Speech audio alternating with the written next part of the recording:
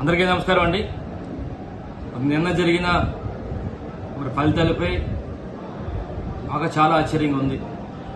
ఎందుకంటే ఎక్కడ తప్పు చేసామో కూడా తెలియని పరిస్థితి. ఈ 5 సంవత్సరాల కాలంలో జగనన్న ప్రతి పేదవాడి కోసం ప్రతి ఒక్కరిని కూడా ఆదుకోవడం జరిగింది. ఎక్కడ పార్టీలు చూడకుండా, ఎక్కడ రాజకీయాలు చూడకుండా ప్రతి ఒక్కరు నావాలని చెప్పి ప్రతి పేదవాడి కోసం, అన్ని వర్గాల వర్గం కోసం ఎన్నో సంక్షేమ పథకాలు పార్టీల తరఫున కాకుండా, పార్టీల పరంగా కాకుండా ఎన్నో చేశారు. అయినప్పటికీ కూడా ప్రజలు ఎందుకు వ్యతిరేకంగా చేశారో మాకు తెలియని పరిస్థితి. అయినప్పుడు కూడా ప్రజలు ఏదైతే తీర్పు ఇచ్చారో దాన్ని గౌరవిస్తున్నాం.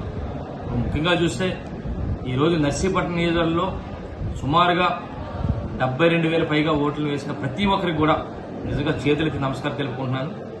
ఎందుకంటే ముఖ్యంగా ఈరోజు ఎన్నికల కాలంలో ఈ 5 సంవత్సరాలతో పాటు ముఖ్యంగా ఈ 5 సంవత్సరాల్లో పార్టీ నాయకులందరూ కూడా ఎంతో కష్టపడి పనిచేశారు. ప్రతి కార్యకర్త కానీ, ప్రతి అభిమాని కూడా, ప్రతి నాయకుడు కూడా జగనన్న పథకాలను ప్రతి ఒక్కరు కూడా చేరవేసే విధంగా ప్రతి ఒక్కరు కూడా కష్టపడి పనిచేశారు. దాంతోపాటు వాలంటీర్లు కూడా ప్రతి కుటుంబానికి వెళ్లి జగనన్న సంక్షేమ పథకాలు కూడా అందించారు. వారందరూ కూడా నా ప్రత్యేక ధన్యవాదాలు తెలుపుకున్నాను.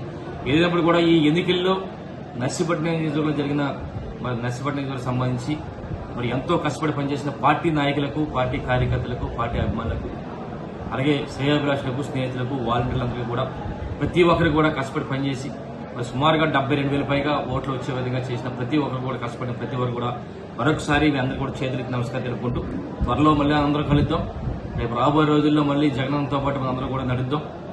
జగనన్న ఏదైతే చెప్పారో ప్రజలకు అండగా ఉంటామని చెప్పి అదే విధంగా మనందరూ కూడా ఉండాలని, ప్రతి ఒక్కరు కూడా రేపు రాబోయే రోజుల్లో కూడా మీ యొక్క పూర్తి సహాయ సహకారాలు, మీ యొక్క ఆశీస్సులు కూడా ఇవ్వాలని చెప్పి మనస్ఫూర్తిగా కోరుకుంటూ నమస్కారం తెలుపుకుంటున్నాను. జై జగన్.